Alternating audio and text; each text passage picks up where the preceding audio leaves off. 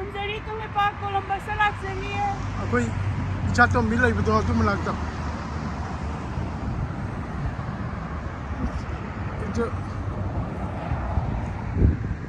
It's a small place.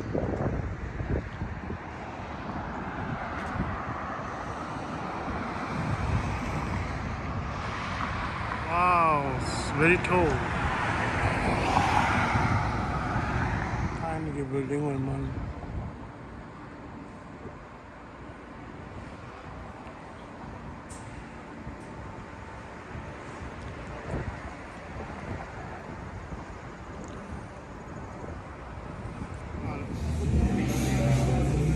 Korean barbecue chicken है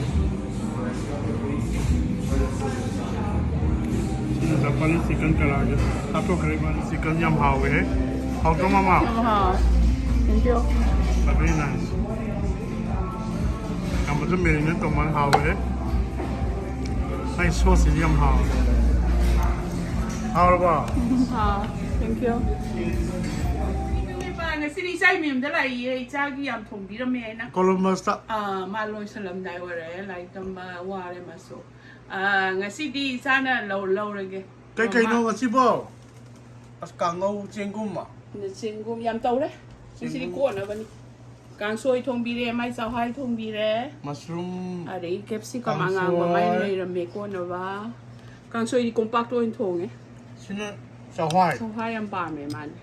xin anh này vậy bằng Nga đồ Ku ni ai bi re. Thank you very much. okay yeah Dari mapagala. Manipuri cái hay kìa Kang human ka wani. Ở đây tạm Ko bong nam sai. Sigi ne mapan di ne nga la ga mit pa haw ga pon. Nga sang thùng một hào chân Masidi mo gi no ka no sing na Vietnamese Thailander sing nam si ne. Mo khoi di nga chak to man ma ha ku no ba mà si. tôn chỗ mà nương chả Chu nge ay thaning da. Manipur de gani rek su re haw ya da ba. okay Kung seri pag nasidi ay chagi mim dai chagi am thong bi re na. Maniam pa me moro me pa su yaw de ba ya de ma di sao hai and then khoi bi yo nong kre khoi ma pa ne. Ya re cha. Yingo sen cha. Hi guys ngasi di IchaTombi's ki apartment da lai Columbus ta nga makop adagi carrots onion adagi garlic ham lik fry kitang tau re adagi bake to bun as manam da lu sira I think it's looking good now Kung green ne de gia mushroom ne de gia thabi se jo pat to re ba ma ge. Bin ne de gia susak salmon de gia kai no ne ma pa si seafood ka ngau. Pi lo ya we. susak xiao ra Ya. octopus salmon Ya. From zeri. Ari moro me cha umro kai na. Sa yen lo ni ngai da comment chen lo we. okay as sili nga re Ari ge. Ai makok ni makok. Ai ma thong ja re. makop special fry sao hai sorry Sa hoi pa me na cha sa hoi ka thong bi. hào sao hai Pai pressure cooker ma pu bi ra to ya. Breakfast su sa re. Kamin singa ko pa ka thuang e mai sa pu ka pu bi ra to ya. Adu su yam hawe. Ma hawa dum lady. Mama di kang choi tong wam hai yu ni. Yam thong ja re. Sa ka tha de gi sa ko mem sa wa ya de. Adu di nga di kay ngam ma. Papa makop ni salmon makop salmon makok. Kara fry to ga bake to ba ma le. Mana onion ga carrot ka hapaga. What's this? Oh, this is the morog meat pa. Ma se khoi ba lu. Moi sa ngam ma kam ta. Kay yawe. Chặt cắt cái hai sau có. Ai sai mấy ông sẽ làm nan ra về mà đi. Chumbawari ro. I don't know. Mama la ga papa la khar sengbira me aduga chak thongbira Mà cũng me. hai bữa đi sao? Mà khai tao bữa cả là cứ sắc cái nô, cốt không cái lu hai bữa đâu. Ở đây cái sum chỉ xí là cái sum chỉ lâu khai lu hai bữa đâu thôi đâu mình có.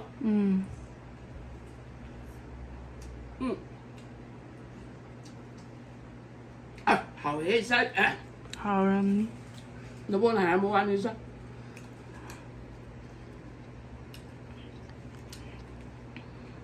Nous c'est ça. Nó chỉ mềm là nông mà miếng. Hả? Ôi gì bị bấy ngoài nữa. Inom xuống ăn ra đây.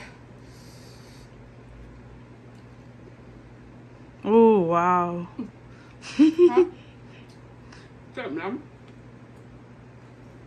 Mà đi sao em thế? Hiểu không? Anh ạ. Seafood cả ngâu rồi. Hả? Nè ba nè. Kia được ok quá. Mà bán con nè. Thêm chứ mà ba. Hả? Haore ni makoki. Sao hôm nay bà luôn? Nhiều người đã struggle này life struggle hay. Sao? Hôm nay bà luôn co. Thật sự nó sao thuộc.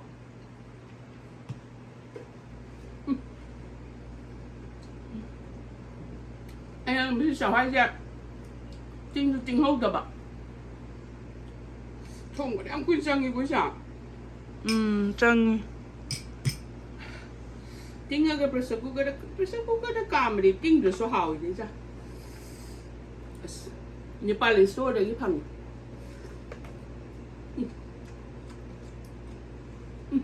Hả?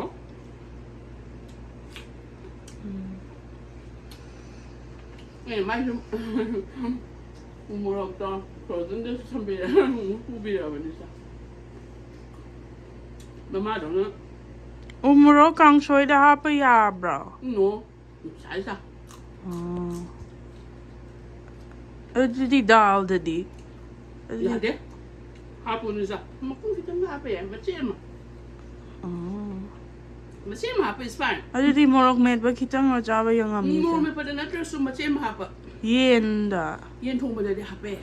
No? Ay nganu da.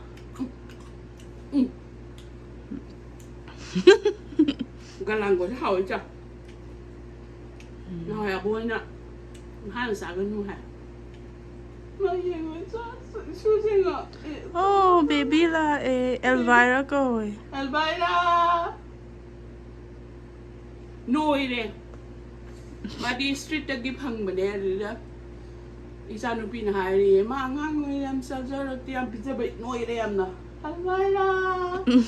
Yang pizza ini rồi đó. Hả?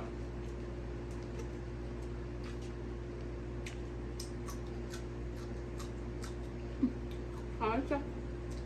Con đâu quá?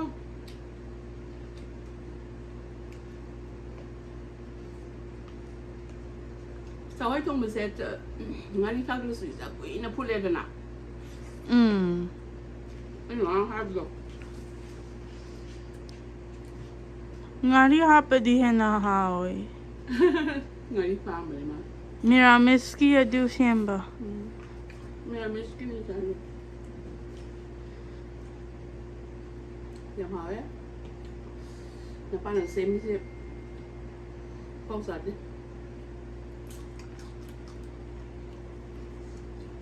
Mày đi kinh phía sau rồi. Kinh phía sau đã.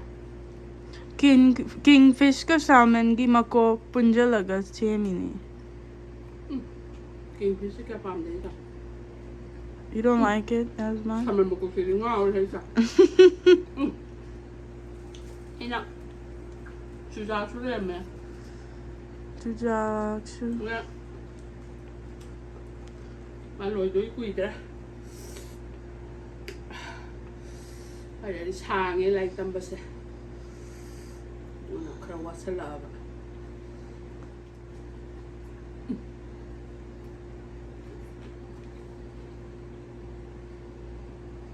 Dan Melayu sao? Life struggle ni. Tak sah, life struggle. I'm Sumawan.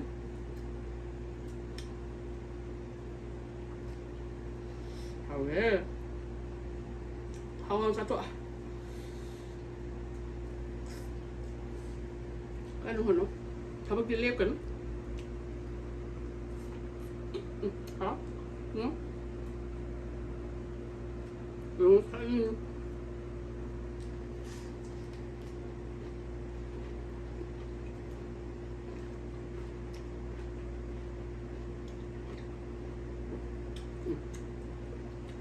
Wow. Need Ayun. Sa ayun mo.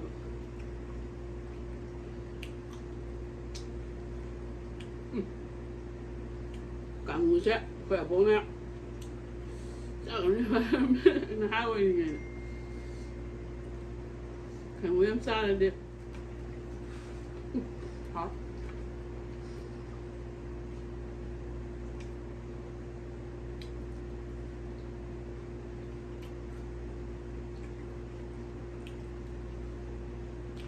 Saya ba mình đi mai pick bên này ăn xa bây giờ cái thùng nó vẫn đâu đâu. Hai người sao? Hi, kaya di aja kasi I'm sorry because gas stove nina living room manakta le am. Mình thầm tha để đi ăn phải đi sao? Yan ning tham tha di kaya adum sai mathak le bagi. So adu di YJ. Tha mình nó phải nhá.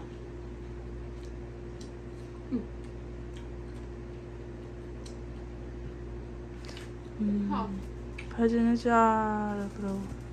Mama đi. Nó phải chấm hả?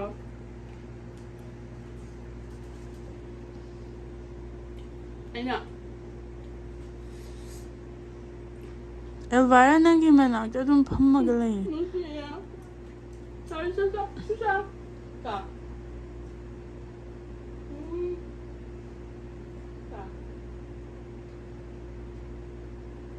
Nga ro bijay ra. Mama nó cha bố phừng rồi được tí tôi bị dây ní phừng chi try cha. Nang si I love her. Mama đã phừng rồi. Punna madi adum punna mi gale mi naning. Ma. Phamjara. Đi lên sao? Bố nè. Bố nó gì?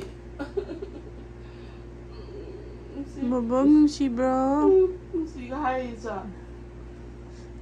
Good girl ni. Tum phamjara gale jagi. Càng xuôi đi xét cơ đấy sao? Go high farm dribble. Sao hai đi nâng cái thằng mình. Ngari have to begin in hydro. Adum hawi. Chau hai di am toina chaba phangde. Sao hai hỏi đi sao? Đồ cái nó có.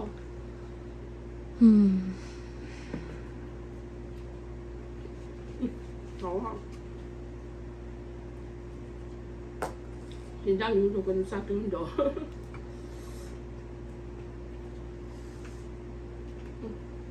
Salmon gì hả? Haore nga sini pa sa maglip sa rure. Ngam sabi rin sa tre. Sa akin yung kanya. Kapag isuda ba? Sa akin dyan ba? Kapag shoot video yun sa akin sabi yun. Pero kita tumina yan hala. Thank you, Cha. He may yan business make our culture. Oh. Good as Haore, hey, Cha. Haore. Hindi phải Haore đi. Yeah. Kang shuai or nga hao Wala ra. ko po pisang Haore sa. Nga. Ngayon, salmon makusang sa gara. O si Morok siya, ugoro niya mo siya. Oh. Nang sa nga mo. Kita ngam ni. Si mana, takang turo sa ako si mana. Dubok pala bro. Kita ko sa ako isa. Hoy hoy. Si mana nga? Si mana ko isa. Hoy. Si mana ko isa. Cha, cha. Take care, cha. Somehow, eh. How bro. Okay. Kung zari kang lipak, kasi di cha na pin so yan hula. Thank you Nga very nga, much, Chare. Kung zari. I love you. Ay buging biba. Subscribe to biba, comment biba. Ichasa kanuhanaw ko, kung lipak kaluko. I love you. Koyam Jerry, goodbye. Very nice. Park of Roses, Kaicha. What did I say? Park of Roses. Trail for yam lagi.